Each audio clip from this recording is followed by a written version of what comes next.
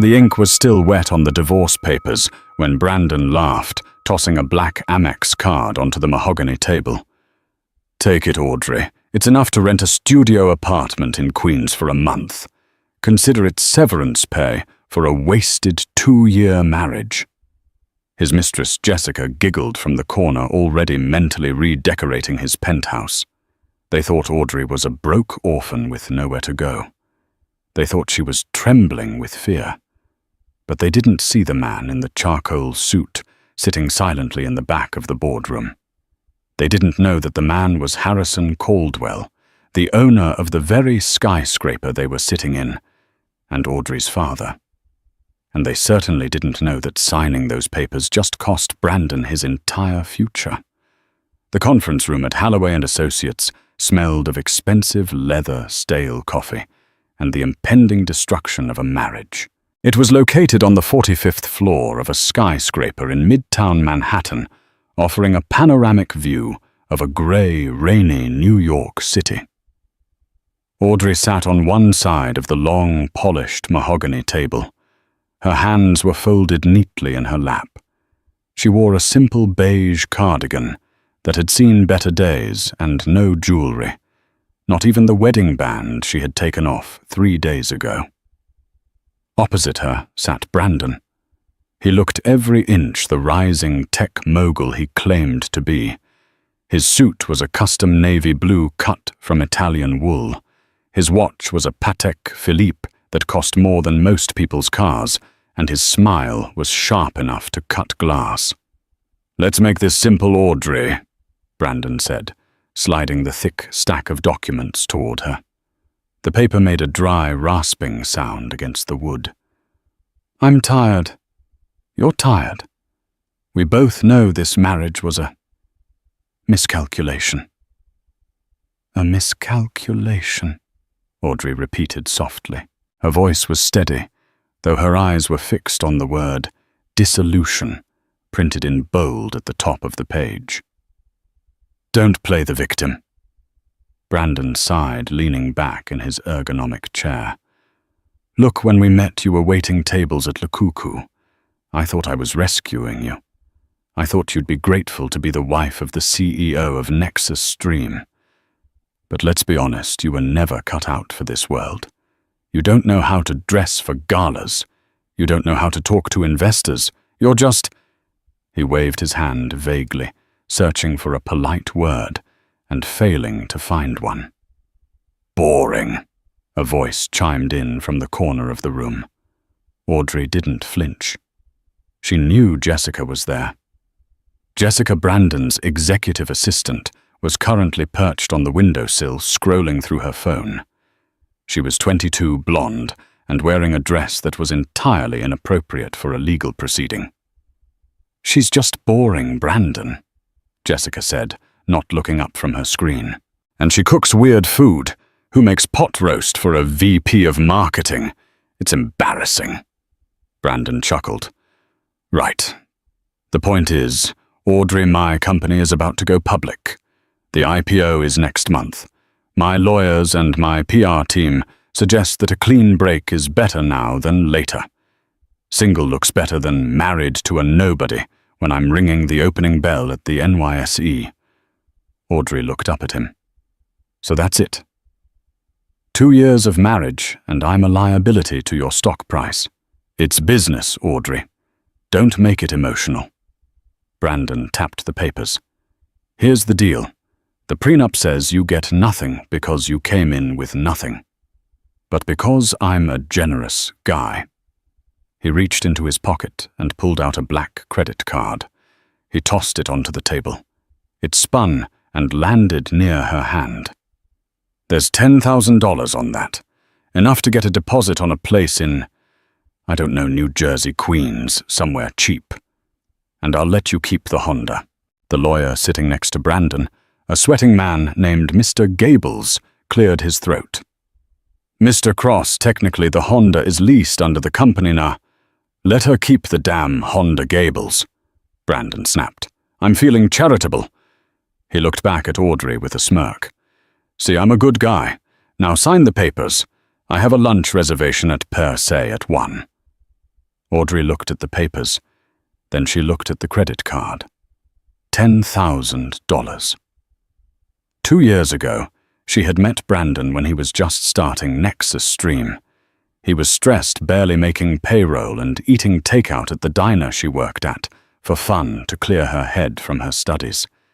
He hadn't rescued her. She had listened to his pitches.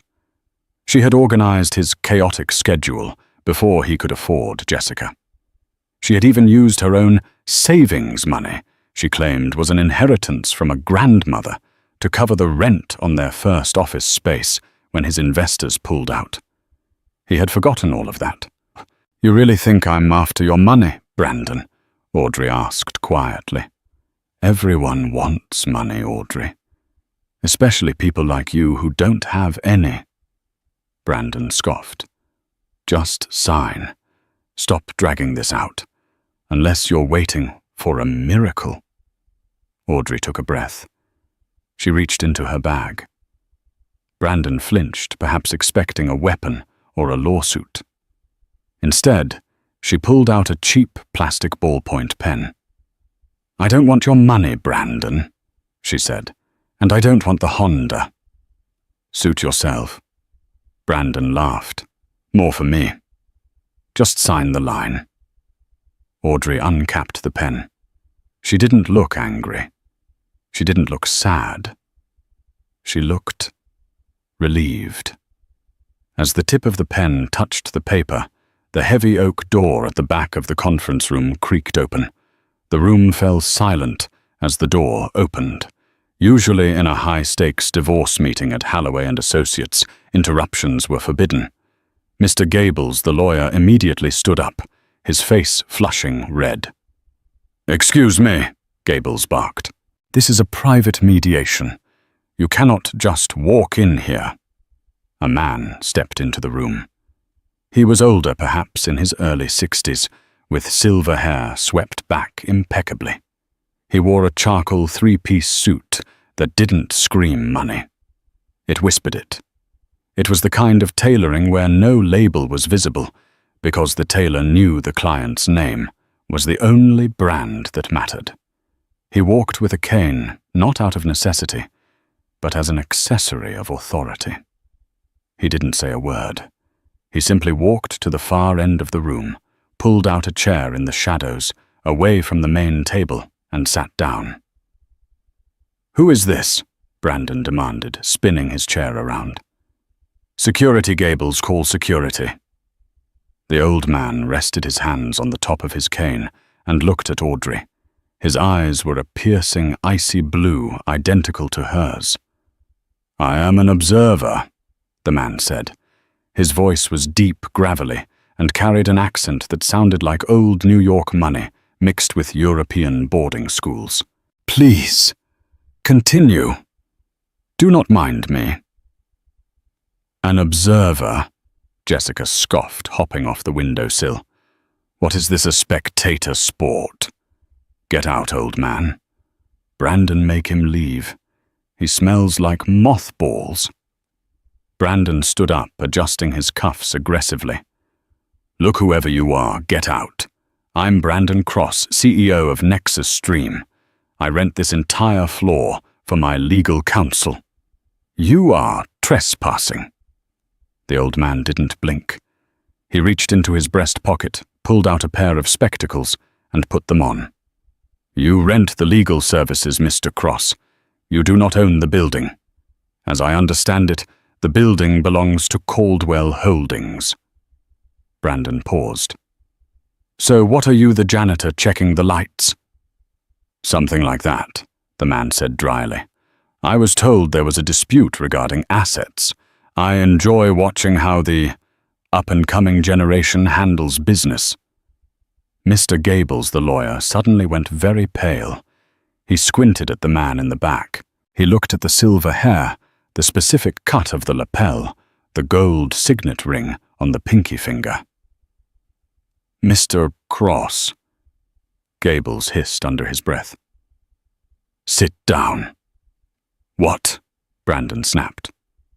"Just sit down," Gables whispered, his voice trembling. Let him stay. Why? Because if we cause a scene, the building management might revoke our lease privileges. Gables lied, sweating profusely. He knew exactly who the man was. He had seen his face in the lobby portrait every morning for 15 years. But fear paralyzed him. If he told Brandon that Harrison Caldwell, the billionaire recluse of Manhattan, was watching, Brandon would act fake. And Gables had a feeling the old man wanted to see the real Brandon. Brandon rolled his eyes and sat down. Fine, whatever. If the old geezer gets his kicks watching a divorce, let him watch. It's over anyway. He turned back to Audrey. You see what I have to deal with, incompetence everywhere. Now sign. Audrey hadn't looked at the old man. She kept her eyes on the paper. Are you sure about this, Brandon? Audrey asked one last time. Once I sign this, there is no going back. I walk out of here, and I am no longer your wife. You lose all claim to me, and I lose all claim to you. Total separation. That is literally the dream, Audrey. Brandon smirked. I'm signing a deal with the Caldwell Group next week. Do you know who they are? Of course you don't. They are the biggest venture capital firm in the country. Harrison Caldwell is going to personally vet my company for $100 million injection. I need to be a bachelor. I need to be free of baggage. From the back of the room, the old man made a sound. It sounded like a cough, or perhaps a suppressed laugh. Baggage, the old man repeated. Is that what a wife is? Brandon didn't turn around. A wife who brings nothing to the table. Yes, she's dead weight. I need a partner who fits my image, like Jessica. Jessica beamed, walking over to wrap her arms around Brandon's neck. Baby, tell him about the engagement party. Audrey froze. The pen hovered over the signature line. Engagement party. Brandon shrugged, not looking guilty in the least. Well, since we're signing today, I figured why wait. We booked the Plaza Hotel for this Saturday. It's going to be a double celebration, my divorce and my engagement to Jessica. It's going to be the event of the season. High society investors press. He looked at Audrey with mock pity. I'd invite you, but security will have a list. Audrey felt a coldness settle in her chest. It wasn't heartbreak anymore. It was clarity. You booked the Plaza, Audrey said. Grand ballroom, Jessica bragged. Top shelf everything. $10,000 for flowers alone.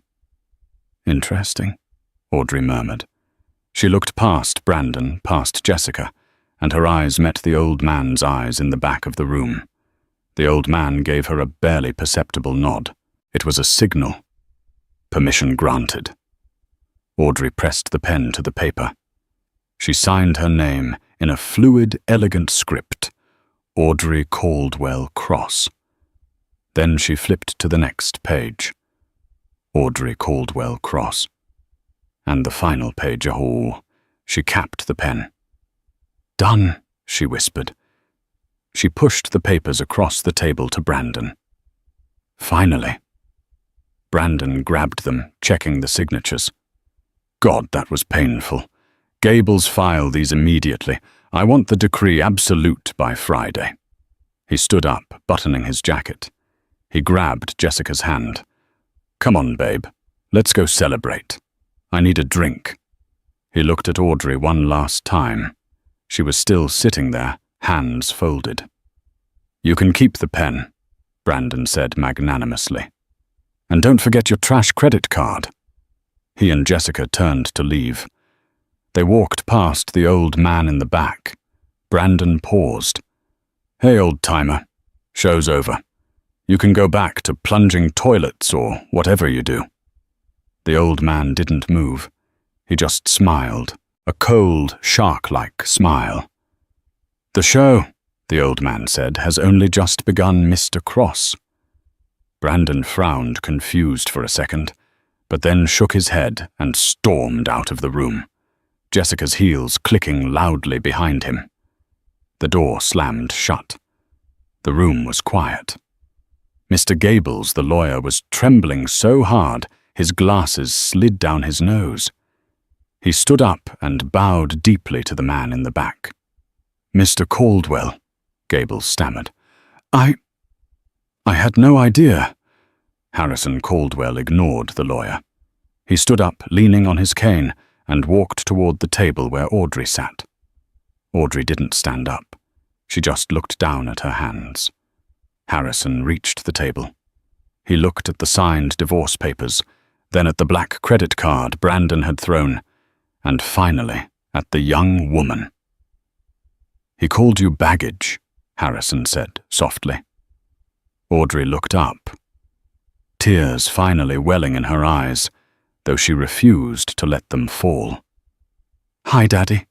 Harrison Caldwell, the billionaire owner of the building, the head of the Caldwell Group, and the man Brandon was desperate to impress next week, sighed. He reached out and placed a warm hand on her shoulder. "I told you he was a fool, Audrey," Harrison said, "but I never realized he was suicidal." Harrison picked up the credit card Brandon had thrown the severance of $10,000. He inspected it with distaste. $10,000, Harrison mused, for the heiress of the Caldwell Empire. He tossed the card into the trash can in the corner. "Come, my dear, we have much to do. If he wants an engagement party at the plaza on Saturday, I think we should ensure he gets exactly what he deserves. He thinks he booked the grand ballroom, Daddy." Audrey wiped her eye. "But doesn't Uncle Cyrus own the plaza?" "He does." Harrison smiled wicked.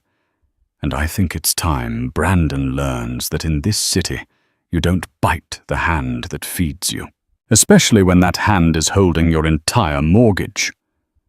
Harrison offered his arm to his daughter. "Let's go shopping. You need a dress for an engagement party." While Brandon was hailing a yellow cab because the Uber surge pricing was ridiculous, despite just bragging about his millions, a convoy of 3 black Escalades pulled up to the curb of the skyscraper. Audrey walked out of the revolving doors, her arm linked with Harrison's. The doorman who had ignored Audrey every morning for the past 2 years when she brought Brandon his forgotten lunch nearly tripped over his own feet. He recognized the man. Everyone in New York recognized Harrison Caldwell. "Good afternoon, Mr. Caldwell," the doorman stammered, rushing to open the back door of the lead SUV. "Afternoon, Higgins." Harrison nodded, knowing the man's name because he owned the staffing agency that employed him. "Please ensure my daughter gets in safely." The doorman froze. "Your daughter, sir?" He looked at Audrey. The woman in the beige cardigan. The woman he had seen crying in the lobby just last week when her husband berated her for being 5 minutes late. Audrey smiled, but it didn't reach her eyes. "Hello, Higgins." She slid into the leather interior, the scent of fresh orchids greeting her. Harrison climbed in beside her. The door shut, sealing out the noise of Midtown Manhattan. "Home, sir?" the driver asked. "The Hamptons estate driver," Harrison said. "We need to clear our heads, and call Cyrus. Tell him I need the Pearl Suite at the plaza prepared for Saturday, and tell him to double the security detail." As the car merged into traffic, Audrey leaned her head back against the seat. The silence was heavy. "I'm sorry I didn't tell him sooner," Audrey whispered. I wanted to know he loved me. Not the money, not the connections. Just Audrey." "And you found out," Harrison said gently. "It was an expensive lesson, my dear, but a necessary one. You spent 2 years playing the role of a supportive wife to a narcissist. You cooked, you cleaned, you balanced his books in secret. You even used your trust fund dividends to pay off his initial business loan anonymously." Audrey nodded. He thinks an angel investor saved him from bankruptcy. I am the angel investor, Harrison grunted. Or rather, you are. And next week, when he sits down to negotiate with the Caldwell Group for his IPO funding, he's going to realize that the angel has come to collect the debt. Meanwhile, across town, Brandon Cross was popping a bottle of Dom Perignon in his new office. The office was mostly glass and chrome, designed to intimidate visitors. Jessica was spinning in his chair, holding a glass of champagne. I can't believe she actually signed, Jessica laughed. I thought she'd fight for the apartment at least. She has no spine, Brandon sneered, kicking his feet up on the desk. That's her problem. She's small. Small-minded, small dreams. She was holding me back, Jess. Look at me now. Single stock price soaring, and in 3 days I'm announcing our engagement at the plaza. It's the power move of the century. His phone buzzed. It was an unknown number. This is Brandon Cross, he answered smoothly. Mr. Cross. A crisp, professional female voice spoke. This is Eleanor Strict, executive assistant to Harrison Caldwell. Brandon sat up straight, nearly spilling his champagne. He frantically motioned for Jessica to be quiet. Yes, Ms. Strict. An honor to hear from you.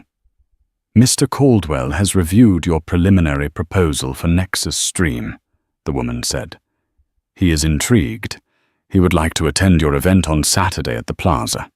He believes it would be the perfect environment to assess your character before signing the funding checks next week. Brandon's heart hammered against his ribs. Harrison Caldwell was coming to his party. This was it. This was the golden ticket. If Caldwell backed him, Brandon would be on the cover of Forbes. That would be incredible. Brandon choked out. Please tell Mr. Caldwell he is the guest of honor. He will be there, the woman said. He will be bringing a companion, a silent partner in the Caldwell Group, who has final veto power on all investments. Impress them, Mr. Cross. They do not suffer fools lightly. The line went dead. Brandon let out a whoop of victory that echoed down the hallway. We did it. Jess Caldwell is coming. We are going to be billionaires. He grabbed Jessica and spun her around. I need a new suit. I need the best tailor in the city. And you go buy a dress that says trophy wife. We have to look perfect. Nothing can go wrong. Back in the Hamptons, inside a sprawling oceanfront mansion that cost more than the GDP of a small country, Audrey was standing in front of a floor-to-ceiling mirror. The beige cardigan was in the trash. She was wearing a silk robe. Behind her, a team of 3 stylists, flown in from Paris and Milan, were organizing racks of couture gowns. No, Audrey said, rejecting a pink chiffon number. Too soft. That was the old Audrey. She walked down the line of dresses. Her fingers grazed silks, velvets, and satins. She stopped at a gown that was the color of the midnight sky, a deep, shimmering obsidian blue with diamond accents woven into the bodice. It was structured sharp and commanded attention. This one, she said. A bold choice, Miss Caldwell, the stylist said. This is from the Vange collection. It is meant for a woman who is hunting. Audrey smiled. It was the first genuine smile she had worn in months. It was cold, and it was dangerous. Exactly, she said. I'm not going there to celebrate an engagement. I'm going there to attend a funeral. A funeral, Miss... Yes. Audrey turned to the mirror, her blue eyes flashing. The funeral of Brandon Cross's career. Saturday night arrived with a humid electric tension in the air. The Plaza Hotel, an icon of New York luxury at the corner of Central Park South, was glowing. Limousines lined up 3 deep at the entrance. The paparazzi were out in full force, tipped off by Brandon's PR team that a major tech announcement was happening. Inside the grand ballroom, the scene was one of excessive opulence. Brandon had spared no expense, mostly because he had put it all on company credit, assuming the Caldwell investment would cover it later. Crystal chandeliers the size of small cars hung from the gold-leafed ceiling. Waiters in white tuxedo jackets moved like ghosts through the crowd, offering flutes of vintage champagne and trays of caviar. Brandon stood at the top of the grand staircase, gripping the banister. He was sweating. "Stop fidgeting," Jessica hissed. She was wearing a red dress that was tight enough to cut off circulation covered in sequins. It was flashy, expensive, and lacked all subtlety. "You look like you're guilty of something." "I'm nervous, Jess," Brandon muttered, scanning the crowd below. "Caldwell isn't here yet. It's 8:00 p.m. The invitation said 7:30. "Billionaires are always late," Jessica dismissed. "Look, there's the VP of Goldman Sachs. Go say hi." The room was filled with the sharks of Wall Street. Men in $5,000 suits and women dripping in diamonds. But there was a strange energy in the room. Whispers. Mr. Gables, the lawyer who had overseen the divorce 3 days ago, was standing near the bar drinking scotch as if it were water. He looked pale. Every time the ballroom doors opened, he flinched. "Gables," Brandon shouted, descending the stairs. "Why do you look like you've seen a ghost? Cheer up, tonight is the night." Gables looked at Brandon with a mixture of pity and terror. "Mr. Cross, have you checked the guest list properly?" "Of course," Brandon scoffed. "Why?" "No reason," Gables mumbled, turning back to his drink. "Just good luck." At that moment, the music, a live string quartet playing Mozart, stopped abruptly. The heavy double doors at the entrance of the ballroom swung open. A hush fell over the room. It wasn't the polite silence of arrival. It was the awed silence of power entering a vacuum. Harrison Caldwell stood in the doorway. He looked like a king returning to his court. He was wearing a tuxedo that fit so perfectly it looked like a second skin. He held his cane, his silver hair gleaming under the chandeliers. The room gasped. Harrison Caldwell never went to parties. He was a myth, a recluse. His presence here validated Brandon Cross instantly. Brandon's face lit up. He smoothed his jacket and began to rush forward. "Mr. Caldwell, you made it." But Harrison didn't move. He stood there, waiting. He turned slightly and extended his hand back toward the hallway. "And," the announcer at the door boomed, his voice trembling slightly, "Ms. Audrey Caldwell." The name hung in the air for a second. Caldwell Brandon froze mid-step. He blinked. Audrey. No, it couldn't be. His Audrey was a nobody. Her last name was... Well, he actually couldn't remember her maiden name because he never cared to ask about her family. Then she stepped into the light. It was Audrey. But it wasn't the Audrey who wore beige cardigans and apologized for existing.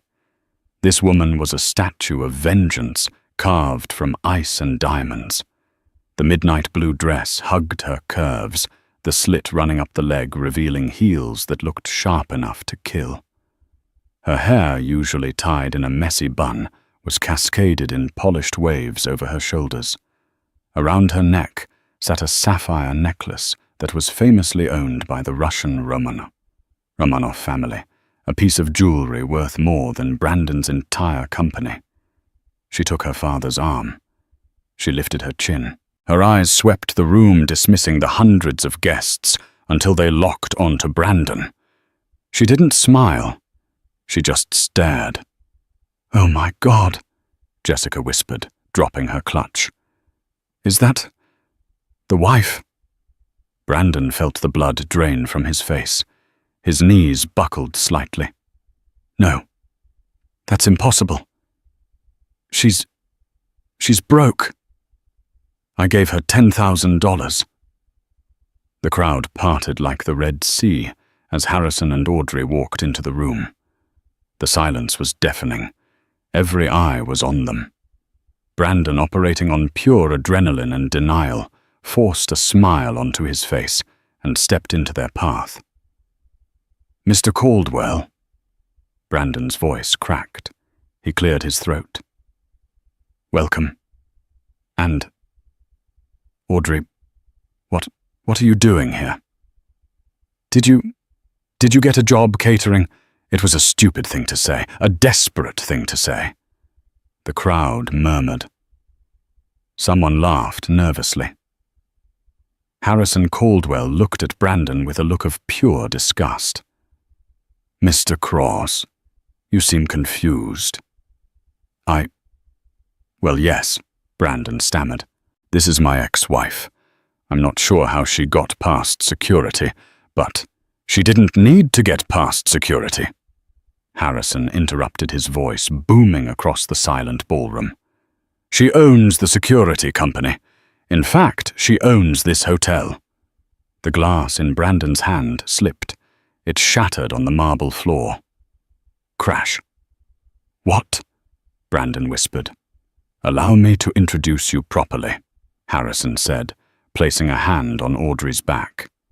"You know her as Audrey, the woman you divorced 3 days ago, because she was boring and brought nothing to the table.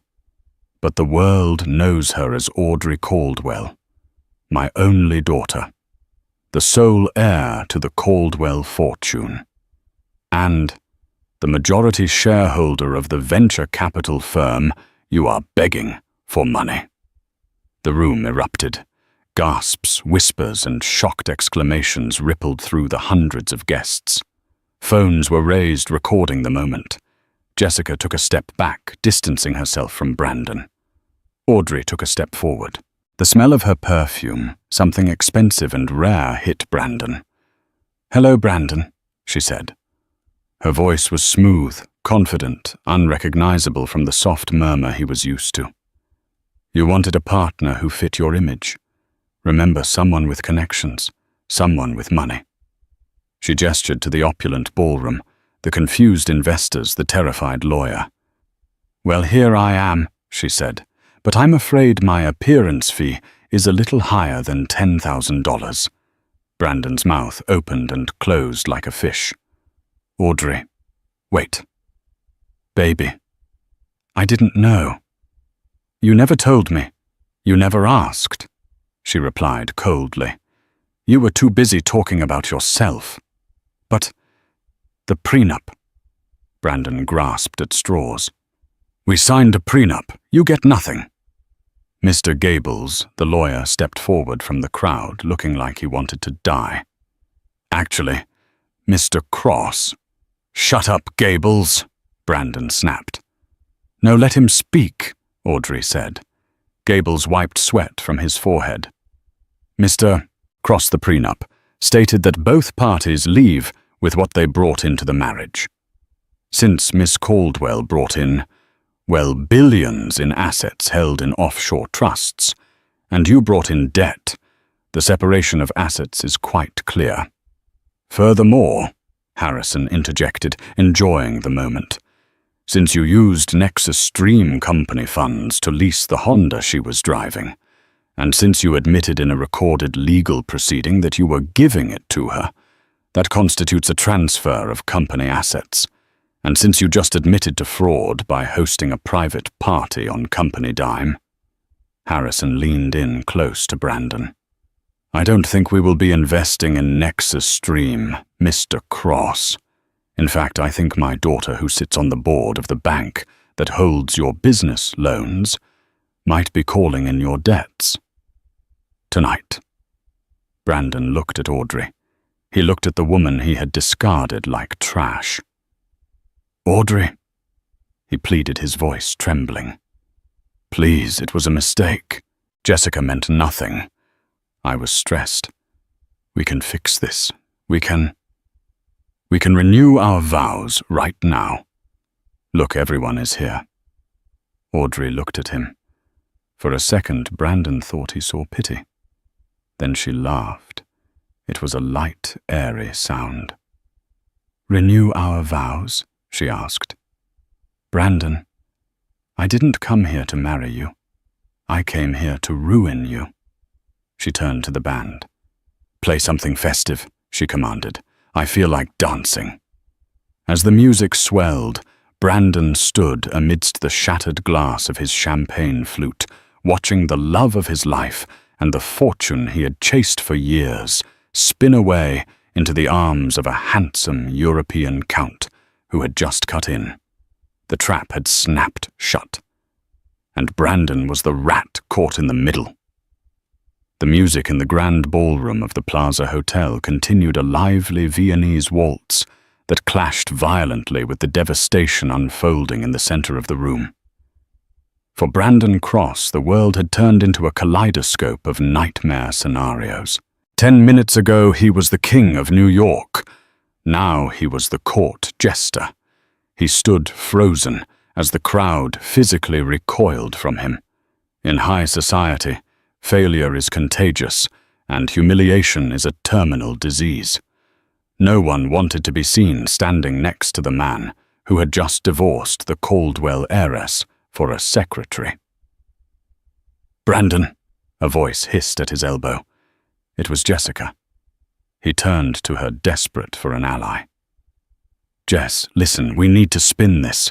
We can say, I knew all along.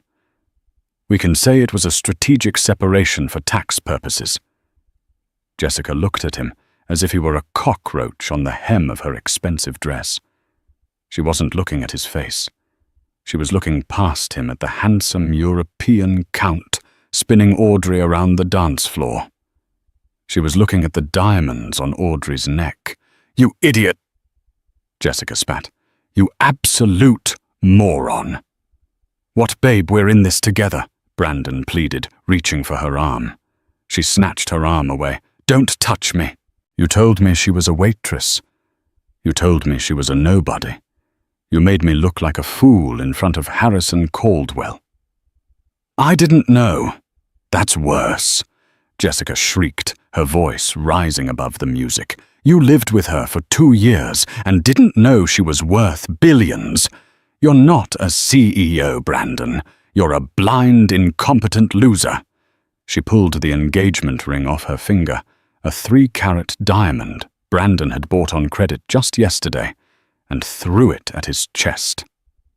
I'm done. Don't call me. I need to go find someone who can actually pay for my Uber. Jessica stormed off, pushing her way through the crowd toward the bar, where she immediately began chatting up a vice president from J.P. Morgan. Brandon stood alone. The ring bounced off his chest and rolled under a table. He didn't even chase it. Suddenly, he was surrounded, not by well-wishers, but by the wolves he had invited. Cross. It was Simon Trent, one of his angel investors. Is it true? Does Caldwell hold the debt on the Series B round? Simon, let me explain. I don't want explanations, Trent barked. I want my capital out. If Harrison Caldwell is hostile toward you, this company is dead in the water. I'm triggering the clawback clause. Tonight. You can't do that, Brandon gasped. That will bankrupt the operating account. Watch me, Trent sneered. He pulled out his phone. I'm calling legal. Another man stepped up. It was the reporter from the Wall Street Journal whom Brandon had begged to come. Mr. Cross, the reporter said, holding up a voice recorder. Can you comment on the rumors that you used corporate funds to pay for your mistress's apartment? Miss Caldwell just mentioned a forensic audit. No comment. Get that away from me. Brandon swatted at the recorder. Assaulting the press. The reporter smirked. That's going to look great in the Sunday edition. CEO melts down at ex-wife's victory party. Up on the balcony overlooking the ballroom, Harrison Caldwell and Audrey stood watching the chaos below. A waiter brought them fresh champagne. "It's barbaric," Harrison noted, taking a sip. "Watching them tear him apart." "He wanted the spotlight," Audrey said, her voice devoid of pity. "He wanted everyone to look at him. I just gave him what he asked for." She looked down at Brandon. He was sweating, shouting at an investor. His tie crooked, his face purple with rage. He looked small. "Did you love him?" Harrison asked quietly. Audrey hesitated. She watched Brandon shove a waiter who tried to offer him water. "I loved who I thought he was," she said. "I loved the man who ate grilled cheese sandwiches with me at 2 a.m. and talked about changing the world with technology. But that man never existed. He was just an actor waiting for a bigger stage." "Well," Harrison turned away from the railing, "the curtain has fallen. Let's go, my dear. I believe the board of directors at the bank has an emergency meeting at 8 a.m. tomorrow to discuss the foreclosure of Nexus Stream." "Foreclosure?" Audrey raised an eyebrow. "Oh, yes." Harrison smiled darkly. "He missed a payment 3 months ago. We let it slide because, well, he was family. We are no longer sliding." 3 weeks later. New York City was unforgiving in November. The wind whipped through the canyons of steel and glass, carrying a biting rain that soaked through cheap fabric instantly. Brandon Cross stood outside the towering glass headquarters of the Caldwell Group. He wasn't wearing his Italian wool suit that had been sold to a consignment shop. He was wearing a generic raincoat he'd bought at a drugstore. He looked 10 years older. His face was gaunt, unshaven, and his eyes were hollow. The fall had been swift and total. The morning after the Plaza fiasco, the SEC had launched an investigation into his use of company funds. The board of Nexus Stream fired him before noon. By 2 p.m., the bank called in his personal loans. His penthouse was seized. His car was repossessed. Even his credit cards were frozen. He was currently sleeping on his friend Mark's couch in Jersey City, but Mark had told him this morning that he had to leave by the weekend because it was bringing down the vibe. Brandon checked his watch. It was a cheap plastic digital one. 12:30 p.m. He knew she would come out now. She always took lunch at 12:30. He remembered that much at least. The revolving doors spun. Brandon's heart leapt. A group of executives walked out laughing, and there in the center was Audrey. She looked radiant. She wore a cream-colored power suit, her hair blow-dried to perfection. She was holding a tablet and talking to a man who looked like a senator. Brandon lunged forward. "Audrey!" The security guards at the entrance stepped forward instantly, their hands going to their belts. They saw a disheveled man shouting at the heiress. "Ma'am, step back," one guard barked. Audrey stopped. She looked up and saw him. She waved her hand at the guards. "It's okay, Frank. I know him." The guards hesitated, but stepped aside, forming a wall between Audrey and the street, leaving a 5-foot buffer. Brandon walked up to the line water dripping from his nose. "Audrey," he panted. I've been trying to call you. Your number changed." "It did," she said pleasantly. "How are you, Brandon?" "How am I?" Brandon laughed, a hysterical, jagged sound. "I'm ruined, Audrey. They took everything, the company, the apartment. I have $40 to my name." $40? "I remember having $40, Audrey said calmly. "When I was 19, living in a dorm, refusing to touch my father's money so I could learn what the real world felt like. It's character building, isn't it?" "Stop it," Brandon yelled, then lowered his voice as people on the street stared. "Look, I get it. You wanted to teach me a lesson. Lesson learned. Okay, I'm humbled. I'm sorry. I was an arrogant prick. But this is too much. You can't just destroy a man's life because of a bad breakup. I didn't destroy your life, Brandon, Audrey said. I just stopped subsidizing it. Subsidizing? Who do you think convinced the landlord to give you 3 extra months on the office rent when you started? Audrey asked. Me. I paid him cash from my grandmother's trust. Who do you think fixed your pitch deck before the Series A round me? I rewrote the entire financial model while you were sleeping. Brandon blinked.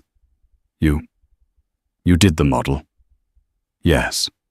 And who do you think put a good word in with the tech crunch editors to get you that first article? Audrey stepped closer, her eyes hard. I was never just a waitress, Brandon. I was your partner. I was the engine, keeping your rusty little car running. You just never bothered to look under the hood. Brandon slumped. The rain was cold, but the truth was colder. He realized with a sickening jolt that she was right. Every time he had a stroke of luck in the last 2 years, Audrey had been there in the background, smiling, handing him coffee, saying, "It will work out." He had mistaken her competence for invisibility. "I need help, Audrey," Brandon whispered, his pride finally shattering completely. "I have nowhere to go. No one will hire me. My name is poison in this city. Please, just a loan or a job. I'll sweep the floors. Anything." Audrey looked at him.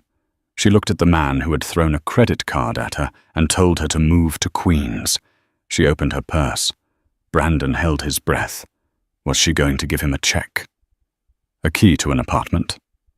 She pulled out a business card. It was plain white with a phone number on it. "This is the number for a recruitment agency in Ohio," she said, handing it to him. "They specialize in entry-level sales positions. It's honest work. You get a base salary and commission. Rent is cheap in Ohio." Brandon stared at the card. Ohio entry-level sales. "It's a fresh start, Brandon," she said, her voice softening just a fraction. "New York isn't for you. You got lost here. Maybe somewhere else where no one knows you. You can learn to be a person again, instead of a CEO." She turned to go. "Audrey," he called out one last time. She stopped but didn't turn around. "Did you ever love me?" he asked. "Or was I just a project?" Audrey looked at her reflection in the glass door of the building she would one day inherit. "I loved you enough to hide who I was, so you could feel big," she said. "But I love myself enough to stop shrinking." She walked through the revolving doors and vanished into the warmth of the lobby. Brandon stood alone in the rain. He looked down at the business card. Midwest Auto Sales and Solutions. He looked up at the skyscraper disappearing into the mist. He realized then that the distance between him and Audrey wasn't just glass and security guards. It was a universe. He put the card in his pocket, turned his collar up against the wind, and began the long walk to the bus station. 2 years had passed since the rain-soaked afternoon outside the Caldwell Tower. New York City had moved on, as it always does. The scandal of Nexus Stream's bankruptcy was now just a footnote in financial tabloids, a cautionary tale taught in business schools about the dangers of over-leveraging and underestimating your spouse. In the penthouse office of the Caldwell Group, Audrey sat behind the massive oak desk that had once belonged to her father. Harrison Caldwell had officially retired to a vineyard in Tuscany 6 months ago, leaving the empire in Audrey's hands. She wasn't the same woman who had sat in that dreary conference room wearing a beige cardigan. She was sharper, stronger. Her hair was cut into a chic bob, and she wore a tailored emerald suit that commanded respect. She was reviewing the quarterly philanthropic grants when her assistant, a young man named Leo, knocked on the door. "Ms. Caldwell," Leo said. "The mail came in. Most of it is standard, but there's a personal envelope. It has no return address, but it's postmarked from Columbus, Ohio." Audrey froze. Her pen hovered over the paper. "Ohio. Leave it, Leo." "Thank you." When the door clicked shut, Audrey stared at the envelope. It was cheap white paper. The handwriting was familiar, not the jagged, rushed scrawl of an arrogant CEO, but a neater, more deliberate script. She picked up her silver letter opener and sliced the envelope. In seat there was no letter, no long apology, no excuses. There was only a cashier's check. "Pay to the order of Audrey Caldwell. Amount $10,000. Audrey stared at the number. $10,000. It was the exact amount Brandon had thrown at her on the mahogany table during their divorce. The severance pay. She turned the check over. On the back, in small blue ink, was a short note for the Honda. And the lesson. B. Audrey let out a breath she didn't know she was holding. She leaned back in her chair, closing her eyes, and for a moment the skyscrapers of New York faded away, replaced by the image of a snowy car lot in the Midwest. 500 miles away in the gray outskirts of Columbus, Ohio, the wind was howling. Brandon Cross blew warm air into his cupped hands and stomped the snow off his boots. He was wearing a thick parka with the logo Midwest Auto Sales embroidered on the chest. "Hey, Cross," his manager, a gruff man named Big Tony, yelled from the office. "You got a customer on the lot, looking at the used sedans." "On it, Tony," Brandon called back. He jogged out into the cold. He didn't walk with the swagger he used to have. His stride was purposeful, humble. He approached a young couple shivering by a row of cars. They looked terrified, clearly buying their first car together, likely worried about credit checks and down payments. "Afternoon, folks," Brandon said with a genuine smile, a smile that actually reached his eyes now. "Cold one today. You're looking for something reliable that won't break the bank?" "Yeah," the young man said nervously. We don't have much. We just need to get to work." "I get it." Brandon nodded. "I know what it's like to start over. Let me show you this Civic over here. It's got low mileage and I can work with the financing guy to get you a rate that makes sense. We're not here to rob you." As he walked them towards the car, a flashy red convertible pulled into the dealership lot. It was out of place in the grey winter, loud, obnoxious, and expensive. The driver's door opened and a woman stepped out. She was wearing a fur coat that looked cheap and fake, and heels that were sinking into the slush. It was Jessica. Brandon stopped in his tracks. He hadn't seen her in 2 years, not since she threw the ring at his chest at the plaza. She looked older, harder. Her makeup was too heavy trying to cover the lines of stress. She spotted him and smirked, walking over. "Well, well," she laughed, looking at his parka. "Look at you, the great Brandon Cross, selling used cars in flyover country." Brandon excused himself from the young couple. "Give me one moment, folks," and walked over to her. He didn't feel the old anger. He just felt pity. "Hello, Jessica. What are you doing in Ohio?" "Visiting family," she lied smoothly. "Thought I'd look you up. Heard you were here." She looked him up and down, licking her lips. "You know, Brandon, New York is boring, and I broke up with that banker. He was cheap. Maybe we could grab a drink?" "For old time's sake, I bet you're lonely out here." She stepped close, her hand reaching for his zipper. "We were good together, Brandon. We were a power couple. Maybe we can figure a way out of here. Together." Brandon looked at her hand. He remembered how easily she had turned on him when the money vanished. He remembered the humiliation. He gently took her hand and removed it from his coat. "I'm not lonely, Jessica," Brandon said softly. He turned and pointed toward the dealership's glass window. Inside, sitting at the reception desk, was a woman. She wasn't a model.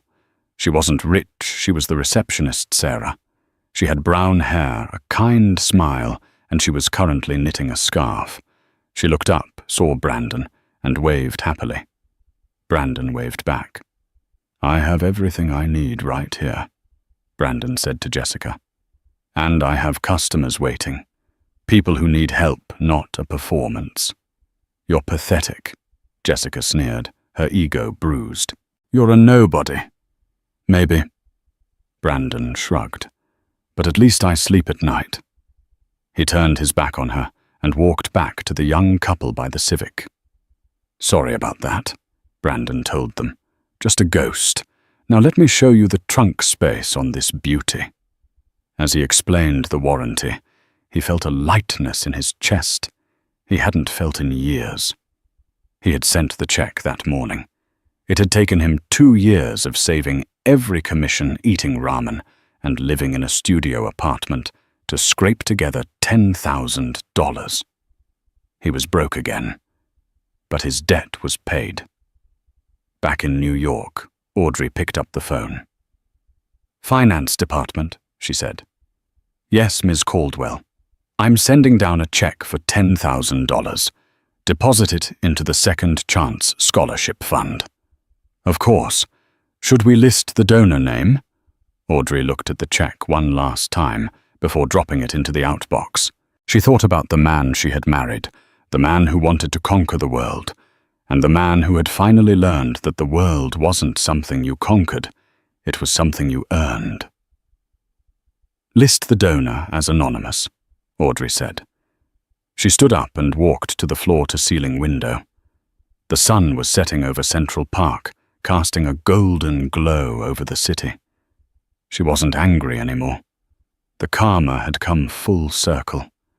He had lost the millions he didn't deserve, but perhaps in the snow of Ohio he had found the soul he had lost. Audrey smiled, touched the cool glass, and whispered to the city below. "We're even, Brandon. We're finally even." She turned off the lights in her office and walked out the door, ready to meet her father for dinner. She walked with her head high, not because of her billions, but because she knew exactly who she was. And this time, no one would ever underestimate her again. And that is the story of how a $10,000 severance check cost a man an empire, but maybe, just maybe, bought him back his humanity. It's a brutal reminder that in life you never truly know who is watching from the back of the room. Brandon thought he was signing divorce papers with a powerless woman, but he was really signing his own resignation from the high life. What do you think? Did Audrey go too far with her revenge at the plaza? Or did Brandon get exactly what he deserved? And do you think Brandon's repayment of the $10,000 earns him forgiveness? I'd love to hear your thoughts in the comments below. I read every single one. If you enjoyed this story of karma, betrayal, and redemption, please smash that like button, share this video with a friend who loves a good drama, and subscribe to the channel with notifications on so you never miss a new story. Thanks for listening.